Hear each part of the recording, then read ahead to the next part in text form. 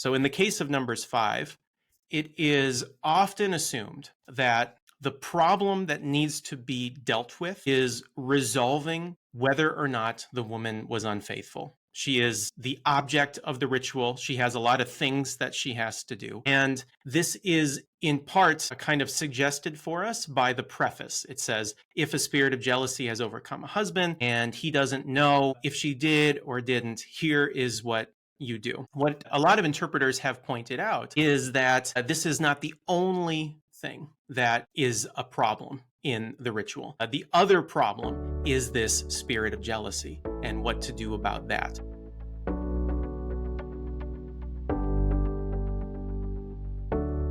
Hello and welcome to It Means What It Means, the podcast in which a guy with some college and a day job has long-form conversations about biblical texts. Today's guest is Reed Carlson, and we will be discussing a pretty thorny biblical text from Numbers. So I'll keep this real quick so that we can go straight to the conversation. Feedback or anything else you want to communicate to me, do it at itmeanswhatitmeans@gmail.com. All one word, itmeanswhatitmeans@gmail.com. or any of the various social media websites or platforms should be able to find us on. I'll make sure I do a better job of putting those in the show notes. So without further ado, here's my conversation with Reed Carlson.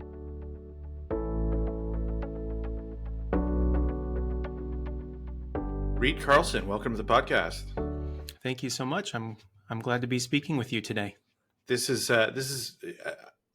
I'm eager to get into this because this is interesting. It's an interesting article to come across. But before we get going, will you tell us a little bit about yourself? Sure. I am an assistant professor of Old Testament and Hebrew Bible at the University of the South, the School of Theology here in Suwanee, Tennessee. And I am also an Episcopal priest. Okay. Suwanee is one of those, I feel like you have to be there. Like you have to be from there to really know how to school people and how to say it. I know you live there now, but where are you from originally? Well, I grew up in Minnesota originally, and I went to college and seminary there. And but then after that, I went to Boston for graduate school. My spouse and I lived in Boston for 10 years.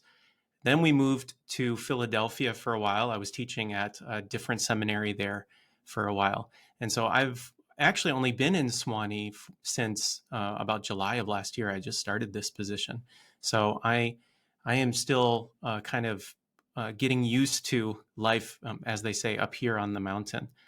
And so I probably say it incorrectly as well, to be honest. I just know there's some places in Virginia that it seems like only we know how to say them. Yeah. Okay, so we'll dive right in. Your article is Spirit Possession and Intimate Partner Violence in the Law of Jealousy, Numbers 5:11 through 31. And hopefully the listeners can pick up now on why I took back the designation of fun. It is intriguing for sure, the subject matter of this article. So, and knowing that they can pull up Bible Gateway if they want while they're listening to this, or have their paper, their print Bible in front of them. But what is Numbers 5:11 through 31 depicting? Sure. So this is a law. It's presented as a prescription for a particular ritual that Israel is supposed to do whenever a husband is overcome by a spirit of jealousy. That's what it says in the Hebrew. And that phrase, overcome by a spirit of jealousy, it occurs once at the beginning and once at the end. Many translations will just say something like, if the husband feels jealous or something like that. But literally, it's described in this particular way. Maybe we can talk about that a little bit later, whether to read it idiomatically or not.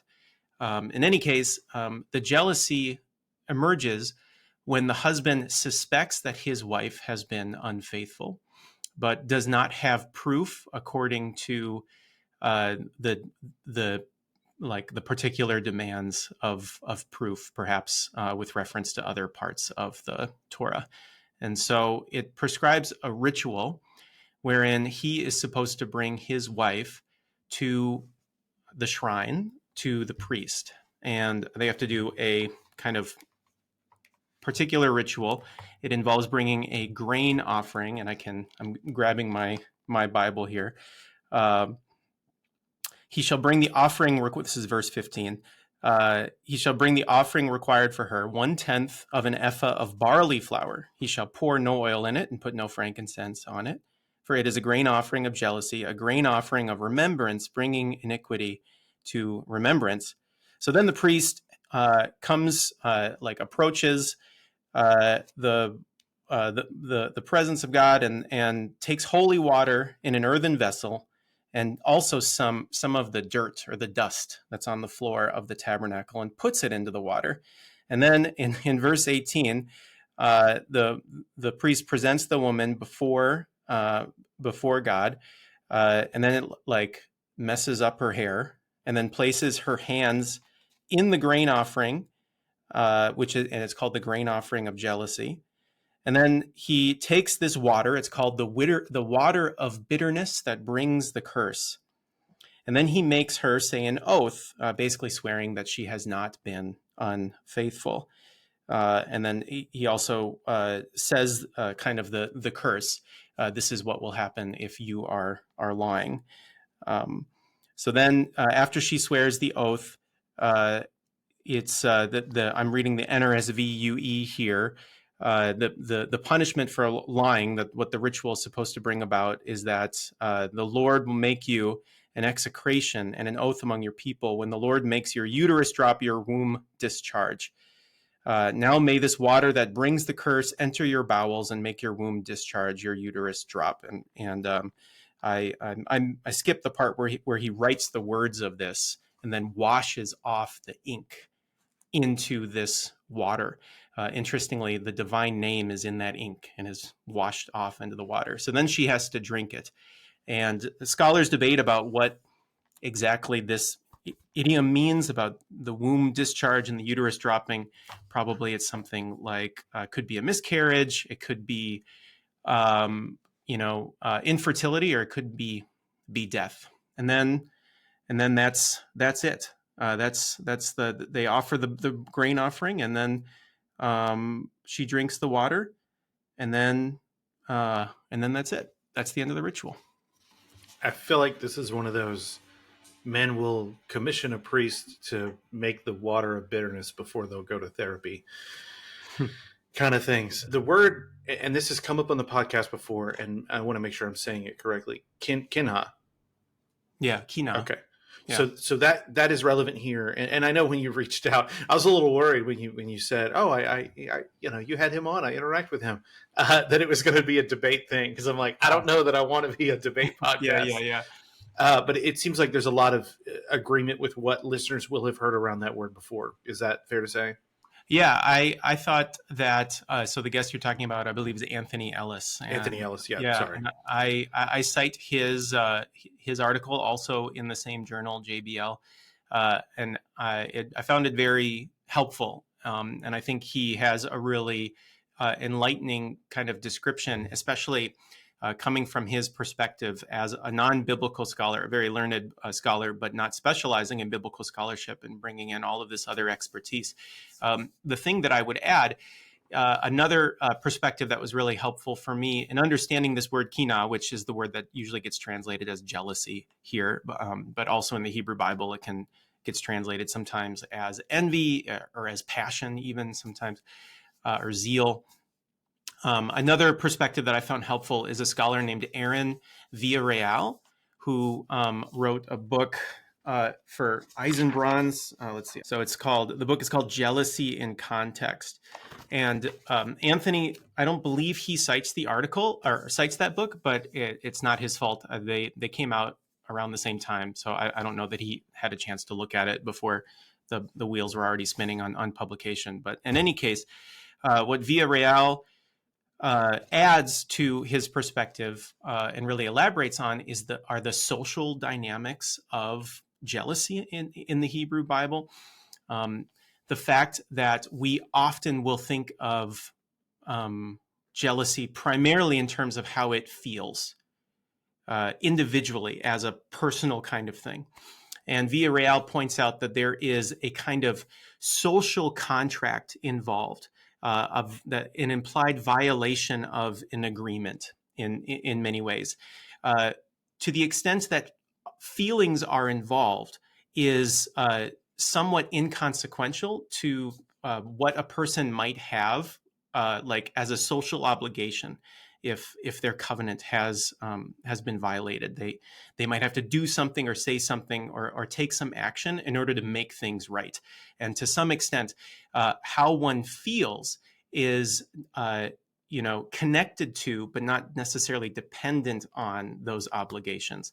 And so I think that's really helpful, especially for the argument that I want to make about this passage. So, hold on. Let me think out loud to make sure I understand what you're getting at here. Because I could kind of see how that relates to what he was saying. What Ellis was saying, if I remember correctly, I do a lot of these. So, what he was saying was there's been a removal of jealousy or envy as a divine attribute. But clearly, no, it's not controversial when we're talking about how people, I'll say, experience it.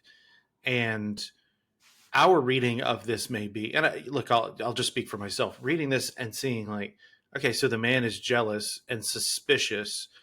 I read those as feelings. Well, hey, dude, you probably need to get out of that relationship. That would be my advice to my friend. Are you saying that there's some responsibility on his part if he has these suspicions? I think so. I think that if the throughout the Hebrew Bible, adultery is cast as a sin that has implications for the entire community.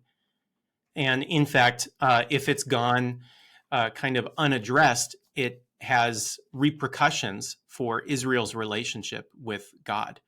And so it needs to be dealt with in some way, ritually, or through a kind of approved social mechanism. And so if even even if I don't know, even if a husband is indifferent to what his wife does, if the community knows about this thing or thinks they know about this thing, there might be a degree of shame or obligation that makes it necessary for him to act. I don't think that's what is being described in Numbers 5. However, I think that the husband is very much invested, too invested, to the point where his experience of jealousy is dangerous for the community. What is the difference there between those two? Yeah, I think that let me see.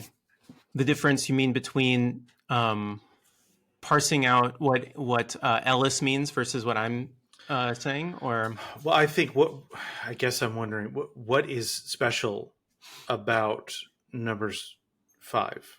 So I think what Ellis and Villarreal agree on is that there is kind of an underappreciated social aspect to emotions in ancient texts, including in the Bible.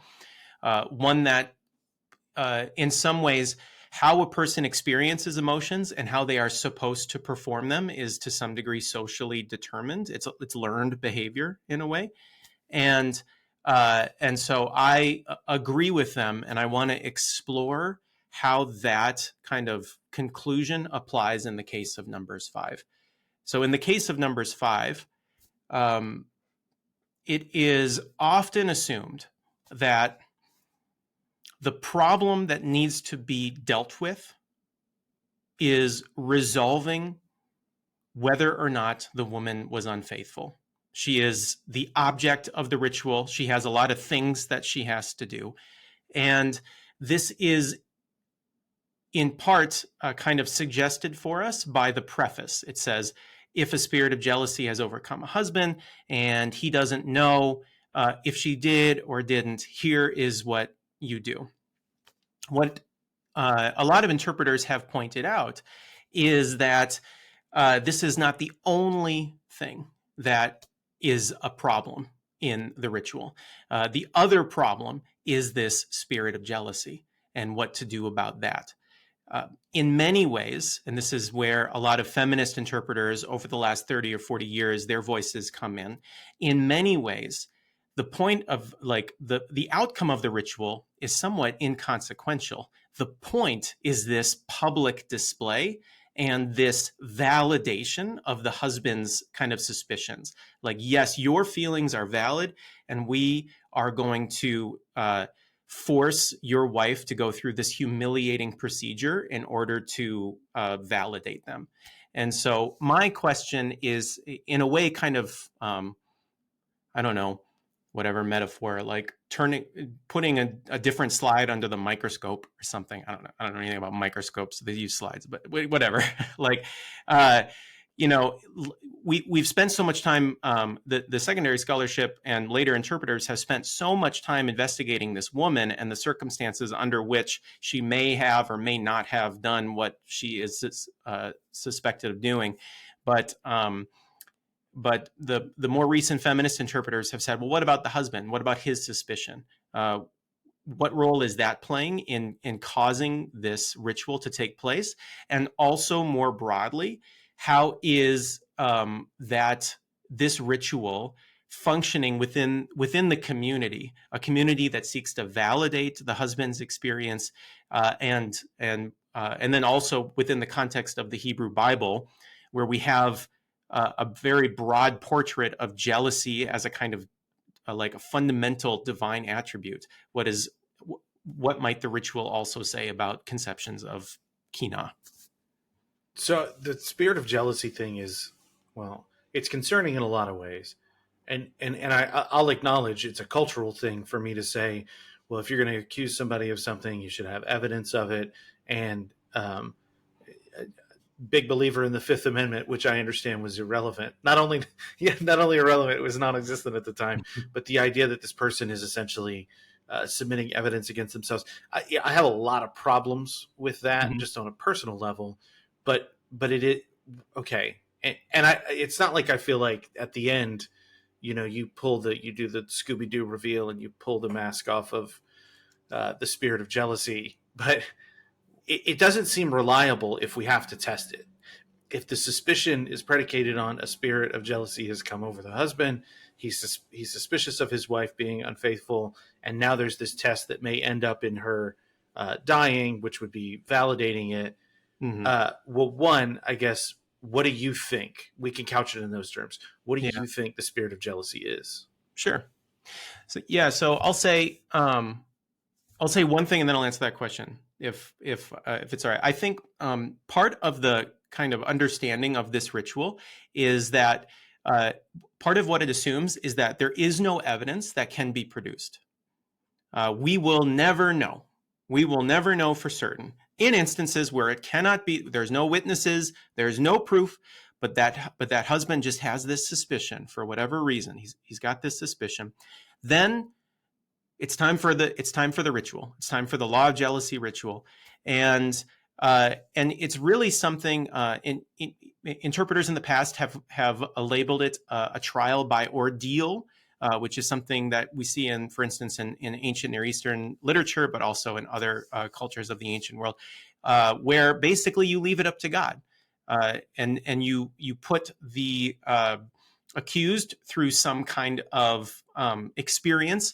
And then it's kind of like that insurance claim language, like act of God. Like it's up to an act of God to intervene, to show proof for innocence. Usually in trials by ordeal, it's like you throw them in the river, and if they survive, then they're innocent, you know. And if they die, then they were guilty, you know. that's like it's like that kind of thing. So in other words, the onus is on the deity to act to save the innocent. But arguably in Numbers 5, the situation is a little different. If you drink some water that has dust and ink in it, it's like unsanitary and kind of gross. But it's the onus is basically on the deity to ensure the effectiveness of this bitter water that curses to have its effect, and and so um, as a consequence, some people have wondered if this is kind of like an elaborate deceit or something, a way of like tricking the husband or something like that into thinking that something has happened when it really hasn't. There are a few problems with that reading, which I talk about in the article, how this isn't such a great thing for the wife anyway. But it, I think it helps to know a little bit about that history of the interpretation of the ritual. As to the spirit of jealousy, I think that part of how we read those two verses that reference the spirit of jealousy has something to do with how we want to treat our understanding of the Hebrew language. In As I already kind of said at the beginning, a lot of translations of this passage will say, if the husband is really jealous or something like that. And so in that case, they take this phrase, overcome by a spirit of jealousy, as being kind of an idiom for a very strong emotion. One example that I like to use sometimes is I have a 2-year-old. And if she is doing something particularly outrageous, I might say something like, "What has gotten into you?" And this is an idiom that maybe you and your listeners have probably heard before, and it's an idiom that, like, in its literal meaning, it seems to presume like a worldview, like, I don't know, something from outside, like an entity from outside has gotten into my child and is like at the controls, and controlling her behavior or something like that. I will say that, but I don't actually think that's true. I think she's just doing what's developmentally appropriate for a toddler, right? Whatever it is that she's doing. But I am still like evoking that idea, which exists as a kind of cultural model. It's maybe something that I don't even think about, but I'm like making use of it in some way, and it's a wider cultural model about really human agency and how we behave and why we do what we do. And one of the things I show in the article is that in a lot of cultures, both ancient and modern, extreme jealousy is often associated with outside powers in some way. And it as a way of kind of defraying agency, saying, "Oh, that's not, they didn't do that. That was this other thing that was happening," or I don't know, something just came over them, or, like all of these kinds of idioms. And so part of the question of what do you think the spirit of jealousy is has to do with how literally you want to take that kind of language and that kind of imagery as we find it in ancient sources. It seems like for things like this, there's a real risk and probably a lot of occurrences of people reading back, I guess, modern, pretty developed understandings or misconceptions even of what spirits were in the ancient world, and there's a big difference, it seems, between if you're talking about demons or spirits or whatever, New Testament, intertestamental period, and then Hebrew Bible. Are there extant texts outside of biblical texts that apply to Hebrew Bible that help understand this kind of thing a little bit better? Yeah, I think so. I think that part of the challenge of studying, we might say, possession phenomena more broadly in ancient texts is that kind of modern, like, scientific understandings of this has been shaped by centuries of Western colonialism and the way that possession as an idea has been constructed. Often, especially if you go back to the late 19th and early 20th centuries, when these kind of like early anthropologists and ethnographers and people who studied religion and so on, when they encountered spirit possession, the question was kind of like, well, what is it about this primitive or ignorant person that makes them believe that there are spirits that do this sort of thing. This is obviously not rational. There must be something odd about them, and so they try to find out. Oh, there's something in the water, or what, I don't know, whatever it is that they came up with, and more recent scholarship has kind of said, you know what, actually, for most of human history, in most cultures, it seems like spirit language is a pretty normal way of being in the world, and about of perceiving that that we are surrounded by spirits, that spirits affect us, that the spirits that are present in the people around us it's much more kind of quotidian and mundane. A passing mood, bad luck, a headache, and this has to do with like the etymology of a word like spirit. So, for instance, in Hebrew, the word for spirit usually is ruach, and ruach can mean wind or breath, as well as spirit, or sometimes it can even be translated as like self. And so, in a way, the ancient texts have a much more kind of nuanced understanding of the ways in which we interact with spirits than kind of modern scholarship gives it credit for. Often our imaginations are captured by possession, like Hollywood portrayals of possession, where, like I said earlier, someone gets in and takes control, takes executive function. And when you look at ethnographic writing about communities that practice and believe in kind of spirits today, this is actually a minority of the way that spirits interact with human beings. It's much more kind of I don't know, like organic, if you will. Rarely is someone's agency suspended. There's examples of spirit like partnership, of spirits cultivating good spirits and resisting bad spirits and stuff like that. It's just a lot more nuanced than the scholarship has often treated it, especially that, scholarship from 100 and 150 years ago. And this is in part because there was kind of an interest in portraying kind of modern Western approaches to understanding human beings as being like superior in some way. And that has had consequences, certainly dire consequences in terms of history. But also one of those consequences is that I think we read stuff like Numbers 5 incorrectly. So, okay, but like because of we could read around the New Testament to kind of get a better idea of the New Testament. I think just in my adult life, the stuff that I've read around Second Temple Judaism seems to have gotten better over the last 20 years or so. And is there something like that for the Hebrew Bible where, and I know it's probably maybe not as likely, but are there other like extant things that are not necessarily asserting what we read to be the theological proposition that we may be looking for in the Hebrew Bible? Yeah. Is that? Yeah. Sorry, go ahead. And I realize I forgot your. It's okay. It's your question to ask for some examples. Yeah. You're a guest. I'll be hospitable.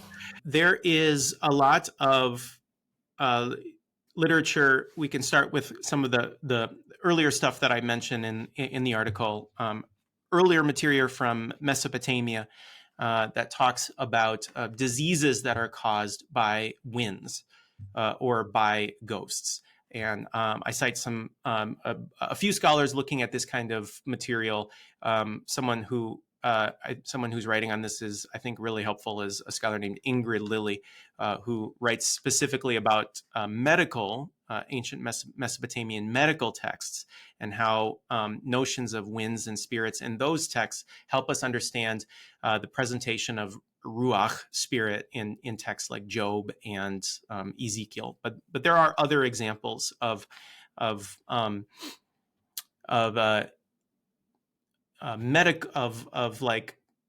spirits affecting people in ways that don't look like the New Testament, exorcism stories.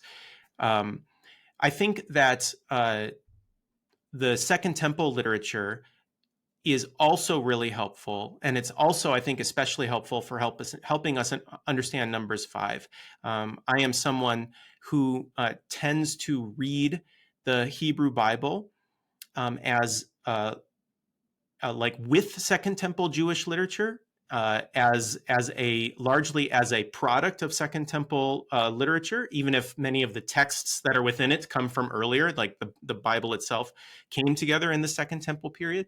And so actually, I think the Dead Sea Scroll texts that talk about spirits and that reveal strategies for combating spirits can be really helpful for understanding this. You have texts in uh, the Genesis Apocryphon that talk about spirits affecting uh, uh, affecting Pharaoh's household when he takes Sarai into his home. That these are affected by spirits, and Abram has to come in as a kind of like exorcist to get rid of them.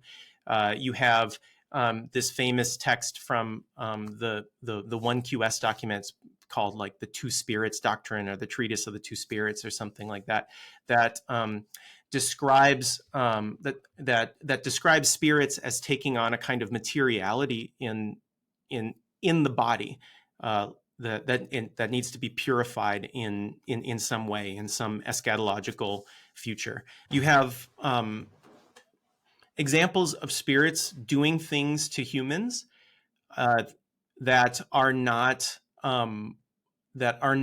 a suspension of executive function, but things that look to us what we would label today as like mental illness or I don't know, a what's the word? Sorry, it's just escaping me. A migraine, something like that. I wonder if I could read a paragraph Absolutely. from the article that maybe summarizes this a little bit. Of course you can. So this is in the article. If you're following along at home, it's on page 601. Some readers might expect numbers 5, 11 to 31 to depict the influence of a spirit of jealousy more explicitly. This may be because, for many westernized thinkers, a spirit entering one's body and exerting some degree of executive control would represent a special kind of horror, in which case possession could be that experience's most meaningful designation. Ancient literature, however, might instead emphasize a host of other symptoms that result from spirit incursion, including changes to one's luck, mood, affections, pains, and organ functions. We may recall the physical effects one endures when experiencing kina as described in Proverbs, and this is the rot of the bones, for instance, in Proverbs 14:30. Complications of moral or ethical agency might be only one of many symptoms composing a spirit syndrome in one's body, and not even among the most deteriorating. Indeed, in the case of the law of jealousy, it seems like the social and or interpersonal consequences of the spirit of jealousy are the most pressing. That is, if I'm tracking, that is a helpful distinction. So whereas we would be more concerned with loss of executive function or better read autonomy, because that is what we understand to be paramount, it is your ability to cohere or cooperate with the world around you that is really being called into question in the ancient world. Is that right? I think that I think one way to look at it is that spirit talk is a kind of language that can be used to describe a lot of different uh, kind of frameworks for subjectivity or what it means to be a human active in the world. And that's where it gets tricky, is that people can talk about spirits but like mean different things. I think about like, I don't know, sometimes you hear people talk about like therapy speak, and it's almost like learning a language to describe experience, and I think that's often how spirits function, and too often our kind of assumption about what spirit phenomena are, namely The Exorcist, that movie, or the Gerasene demoniac or something like that, means that anything that falls short of that very high bar, we miss as a spirit phenomenon when we read an ancient text. I think there's a certain amount of our looking at proximate causes. So you mentioned, an organ not functioning properly. So most of us are going to listen to our doctor to know, well, that's happening because of this. So this thing is happening, but it's a more proximate. Whereas I think they may have been concerned, and it may have just been, well, I don't know why the organ's not working. It must be this ultimate cause up here. And then when it does work again, your gratitude goes toward the ultimate solution to that, not, well, I went through the drive-through at HEB and picked up my prescription and now I feel better. Yeah. Yeah. And, but even, I mean, there is there are some odd parallels, we talk about germs and viruses as things that can come into our bodies and affect us in some way. They can affect our mood. They can affect our overall health. We breathe them in potentially, and I think that it's remarkable that even if someone has a fully scientific understanding of germ theory, if they are also a person of faith, they can go to a doctor who and get a prescription and take medicine, and then still thank God at the end of it, for, and so I'm always interested in looking at the ways in which we are similar to people in the ancient world. And that's like, I think sometimes scholars like to either emphasize difference or similarity. And I'm someone who likes to emphasize similarity. And so this is one where I see like, oh, we're still kind of back to this in some way. I like to say people are people and we're not that special. I'm sure listeners are sick of hearing that now. I think I would be remiss if I did not try to jump back. Okay, so we've kind of talked about what spirits are, what spirit possession or just interaction with spirits might be. But I don't want to leave the intimate partner violence aspect of it out. Not that nothing else is valuable in here, but I feel like we would be remiss if we did not address that. So what is the bridge between what we would now call intimate partner violence? Because it's not, so that's a kind of I guess a clinical term that we have now, but it's clear. This is husband and wife in this text. They're not concerned, but how would you apply it more broadly with that term? Yeah. So I think that's one of the contributions of the article is, I mean, so much has been written about this text because it's horrifying. It's fascinating. It feels like it's revealing something.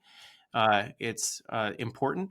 And so many people have written about it. And I feel like maybe the main contribution I bring is this lens of IPV, intimate partner violence. And looking at how so on the one hand, there's no violence. So someone could argue, there's no violence in the text. No one's hitting anyone or anything like that. And part of what studying abuse helps us realize is that there's actually a ton of violence in this text. There's controlling behavior. There is public shaming. There's isolation. And there is the threat of violence. We don't know what happens when this husband is overcome by this spirit of jealousy. But if you look at the presentation of jealousy throughout the Hebrew Bible, one of the main kind of attributes of Kinah in the Hebrew Bible is that it's unpredictable and violent. And so on the other hand, IPV is all over the place in this as a kind of menacing threat. And I think that part of the kind of scandal or horror of the text is that this is because it's described as a kind of like prescription for a ritual. It is intimate partner violence that is in some sense committed by the community. By this is what we do when a husband feels this way. This is what we do. And as I argue in the article, the concern about the husband's kind of the fallout of this spirit is not for the wife. She's largely instrumental here. It's the threat to the community, potential fallout against I don't know, the other man or something, or I don't know, maybe even a concern that this spirit of jealousy might spread, and so there are. This was kind of the initial insight that led me to want to explore this article. Was that I felt like the husband had been somewhat still under examined. One, because of this reference to spirits, and two, because of the intimate partner violence aspect. And to be clear, the framework of gender-based violence is something that feminist interpreters have been bringing to this text for years. So like that's not new to me. I'm just following their cues. I think I think my contribution is that link of the IPV with spirits, and connecting it further to that bigger portrait of jealousy in the God, or in the Hebrew Bible, as it relates to the God of the Hebrew Bible.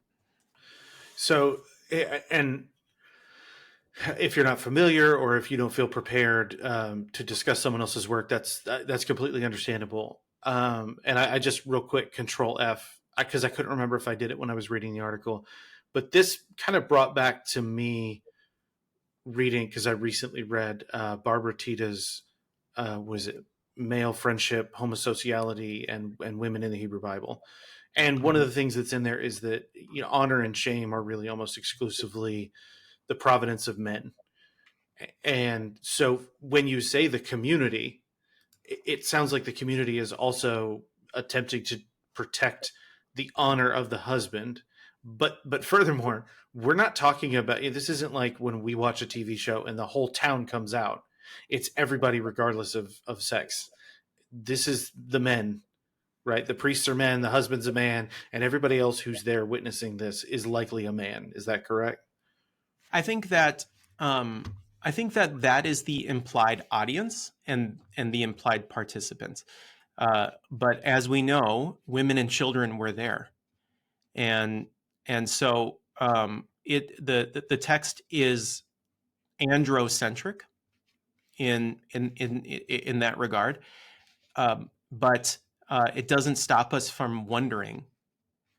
I don't know, who is this woman, this suspected wife. What's her story? She doesn't speak anywhere in the story, so we don't know what her perspective is, and to some degree the text isn't interested in that. It doesn't preserve that for us. I'm glad you said that part, that no women and children were there.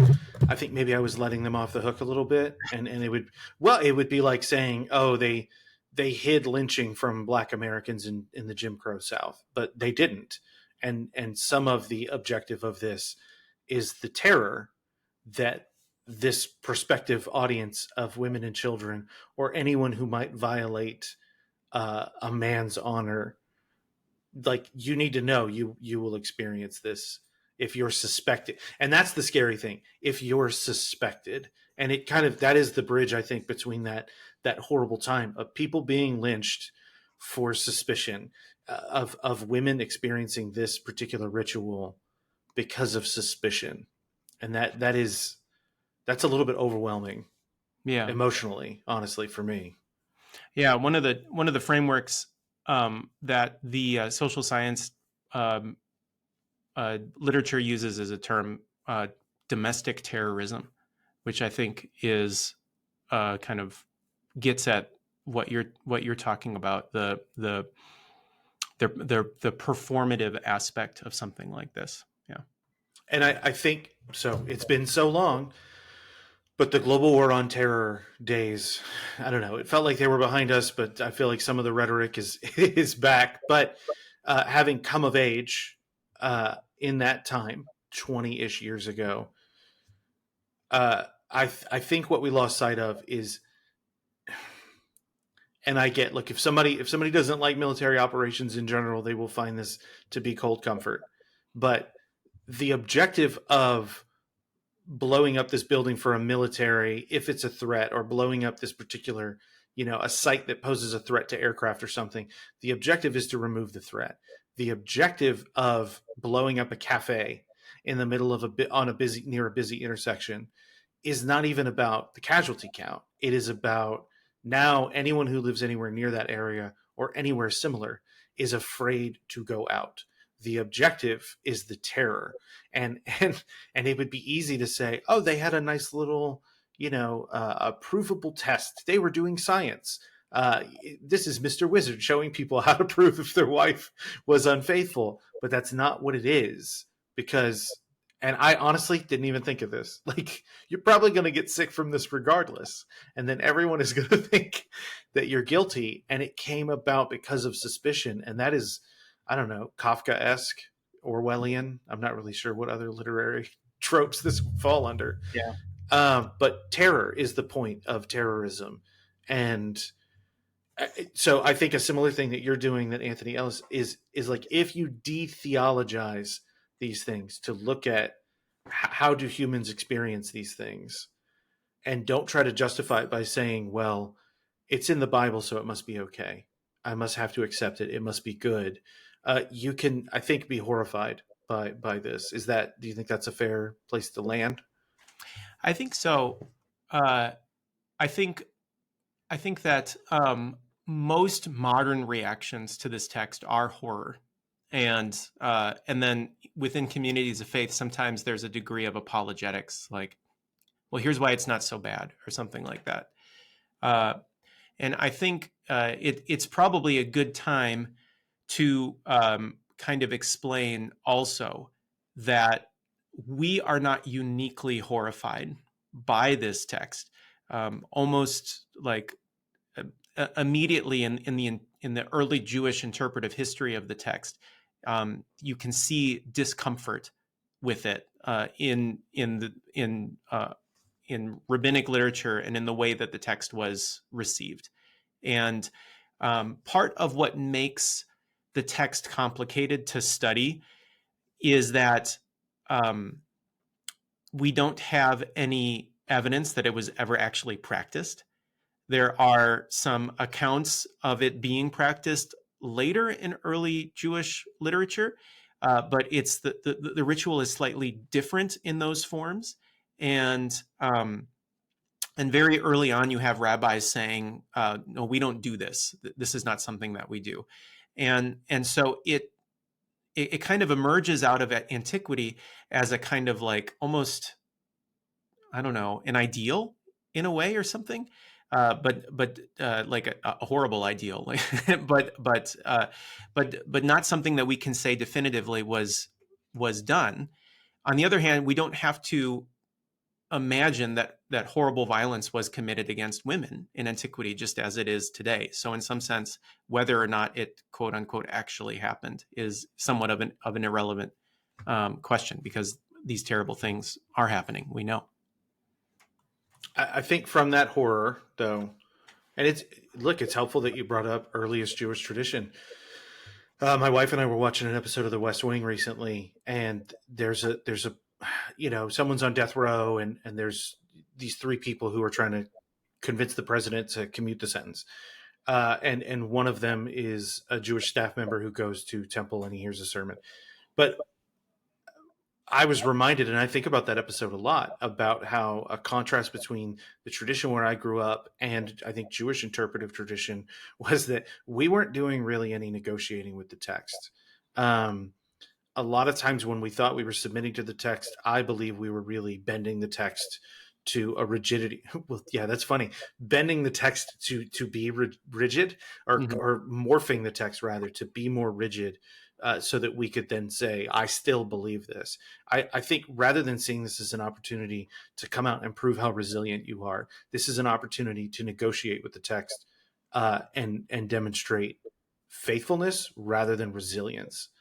And if you have better, look, being ordained, you might have better words to talk about that. And also from a tradition that I respect as far as negotiating with biblical text.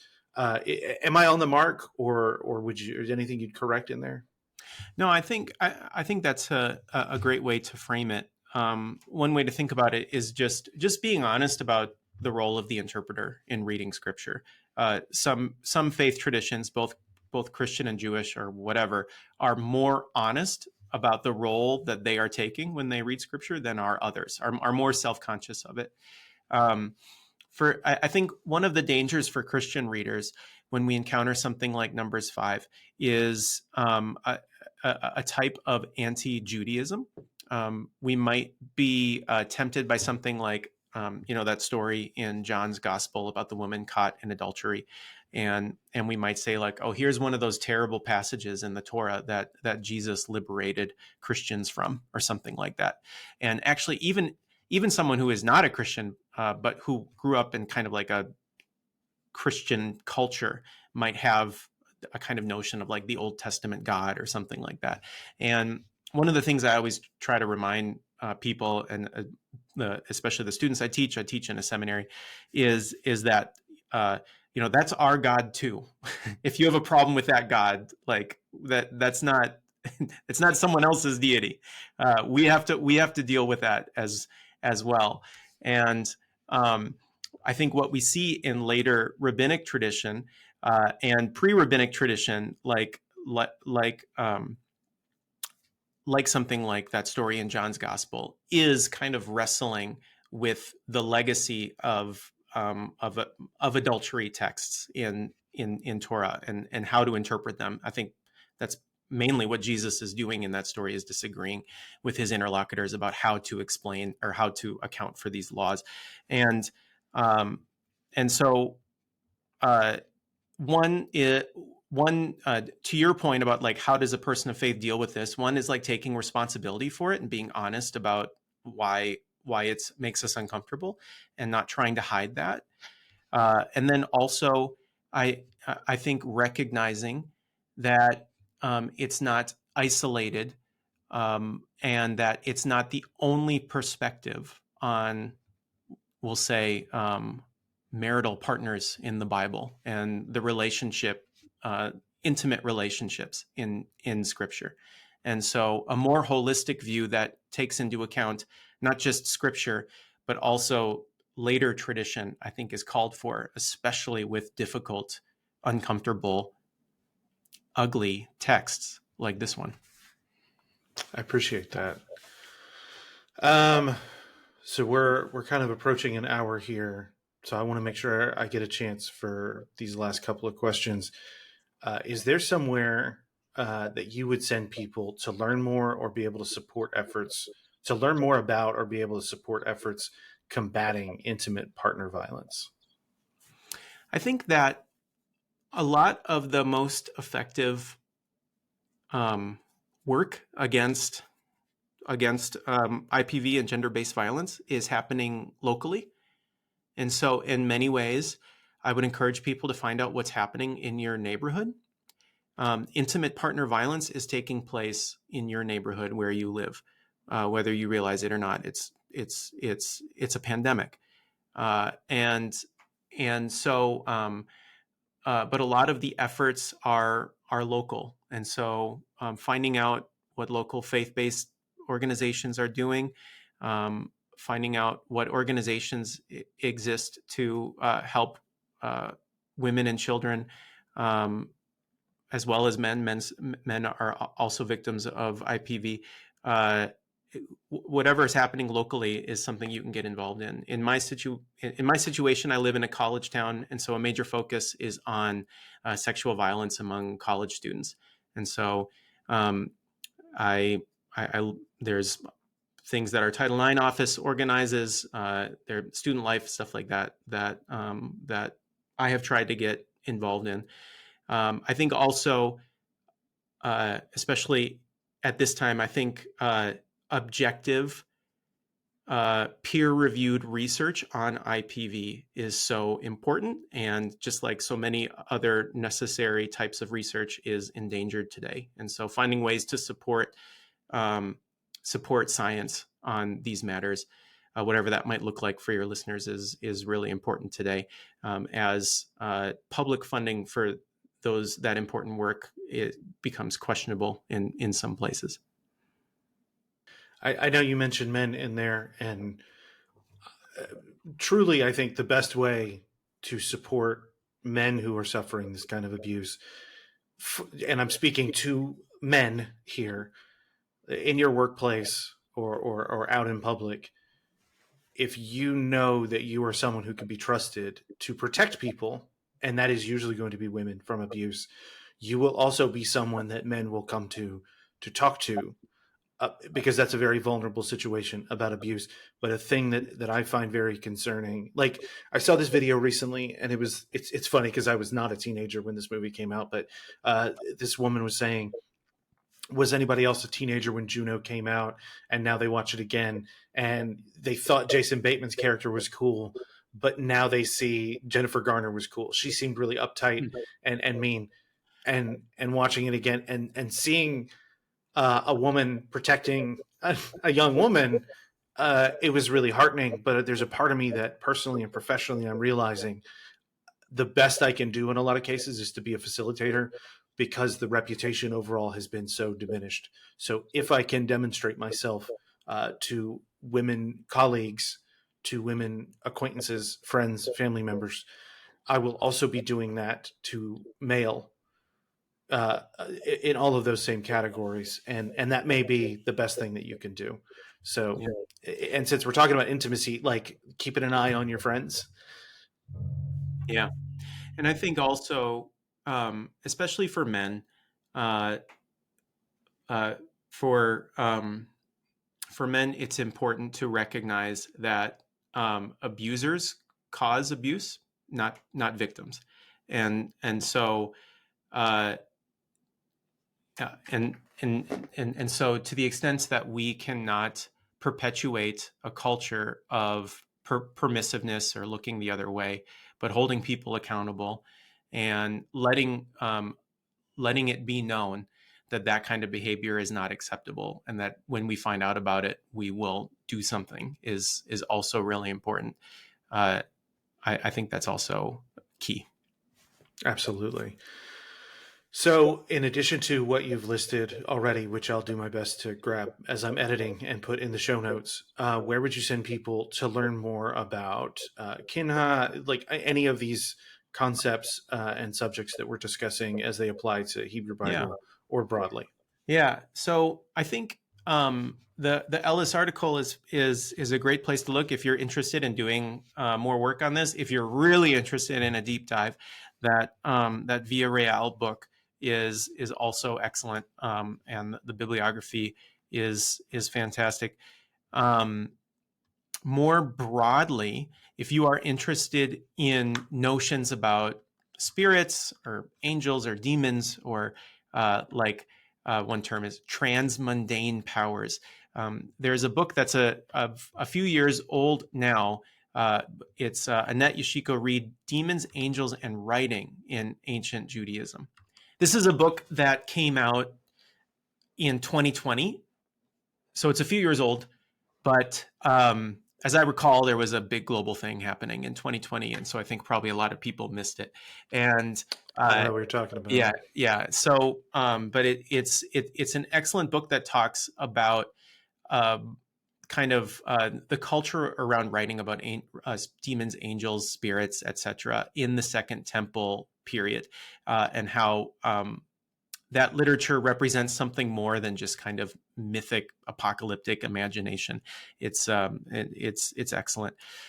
There is also a recent collected volume that came out from Oxford called The Idea of Possession. I think it's 2024. And this is really interdisciplinary in a lot of different fields, but this is a great resource for anyone interested in it, including Bible scholars. And then I also wrote a book about possession in the Hebrew Bible, and you can check that out too if you want. What's the title? It's called Unfamiliar Selves in the Hebrew Bible. Okay. I really asked that question for me because that's more fuel for the podcast. So I may be bothering you about that. If I may throw one in there, I haven't finished it. I started this book, Demonic Bodies and the Dark Ecologies of Early Christian Culture. And that's where, I don't know, some of the thoughts, I had no idea that there were like substantive aspects of what demons were. I just assumed it was like the way we think of them now. So, sorry, I know I jumped in there. Was there anything else on that list? Not really. I think everybody should have a good study Bible. That's maybe the first thing people should get is a good study Bible. What's the one you recommend? Uh, there's a lot of good ones out there. The one that I typically recommend to my students is the newest version is the SBL Study Bible. It's like an updated version of the HarperCollins. It's the new version has the NRSV UE, but it just has some helpful notes and chapter or like book introductions and stuff like that.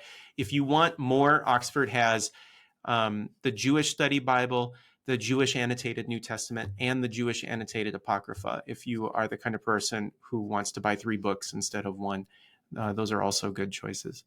The SBL Study Bible does have a Kindle version, so that's going to be a little bit more affordable. But if I understand correctly, so the first one came out SBL 2023. I picked up the very first copy the day that they opened. So I have that. I gave that to my mom for a Christmas present that year because I'm a very good boy. But I believe this past November they came out with a new version where the pages were a little bit thicker, so a little bit more durable. It wasn't quite the onion skin paper Yeah. that it had been. So that's a helpful improvement, I think. Yeah. Last question then. What do you read for fun? Right now, I am reading. It's it's still kind of scholarship. Right now, I am reading a book by John D. Levinson called Israel's Day of Light and Joy. It's about Sabbath and the practice of Sabbath in Jewish tradition and in the Hebrew Bible. And he was my doctoral advisor, so I just kind of read everything that he writes these days. And it's not doesn't necessarily have any bearing on my scholarship, but I'm enjoying it immensely.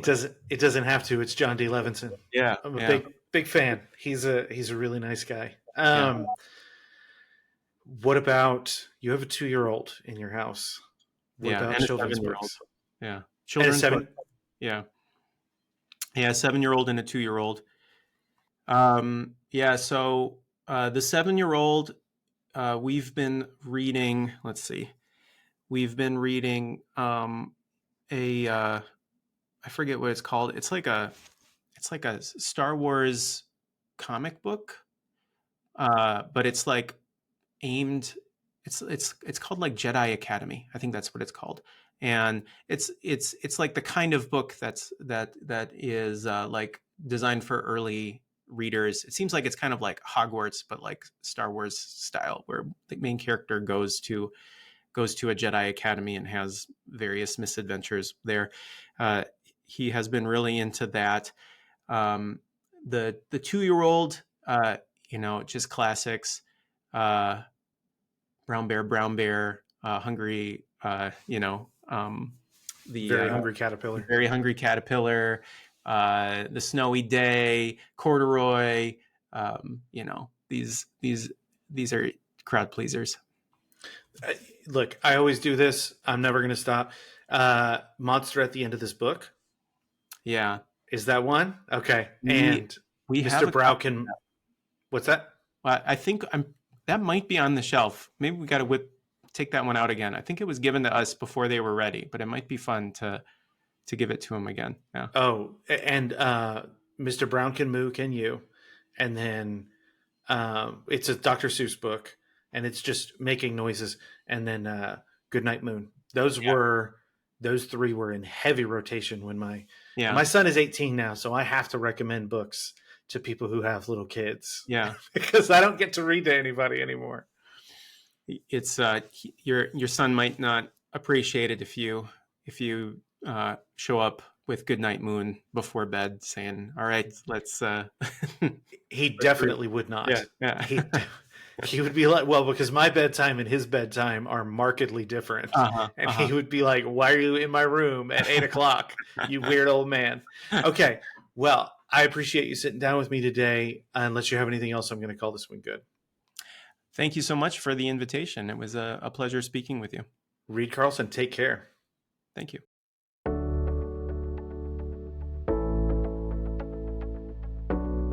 Thanks so much for listening.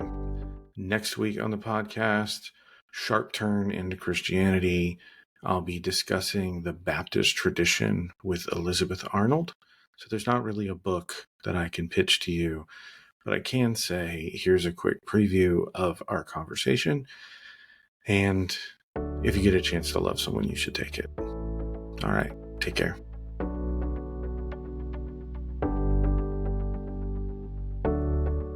Each Baptist church has its own constitution and everything is voted up. Well, and again, there's also like ideal Baptist faith and then sometimes lived Baptist faith. I happen to go to a church where we're very familiar with like the 5 fundamental Baptist tenets. And I was talking to another friend of mine who goes to a Baptist church.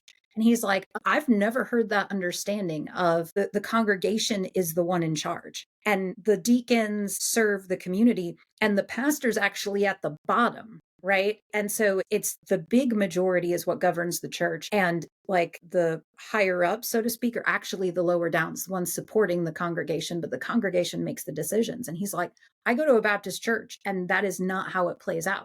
It's very much the pastor making all the decisions. And I'm like, okay, so there's a difference between ideal Baptist faith, like what it says on paper and how it's lived out. And that's also part of being Baptist is that every community is free to define for itself how they do it. And so there's no such thing as one type of Baptist or even one type of Southern Baptist, one type of cooperative Baptist. The expression of that varies from church to church. And sometimes even within churches, you'll find niches that are a little bit more like, oh no, we're like this, we're still here, but we're in this camp. And it's messy, but I still find a beauty in that. I live in Houston, and I think it's a pretty good laboratory for a lot of this stuff. And it seems like, and this is correlation, I don't know that it's causal, but there seems to be a correlation between the size of particularly Baptist churches. I mean, actually, I think there are churches in general, especially in non-denominational circles. The larger it is, the more you will see that kind of thing happen. But the interesting thing is I watched a church that I was a teenager in making a transition away from a more democratic kind of polity into a more top-down. And having started out in rural Virginia, going to a much smaller church that was much more devoted to a democratic, broad-based authority, it was disturbing and it was upsetting.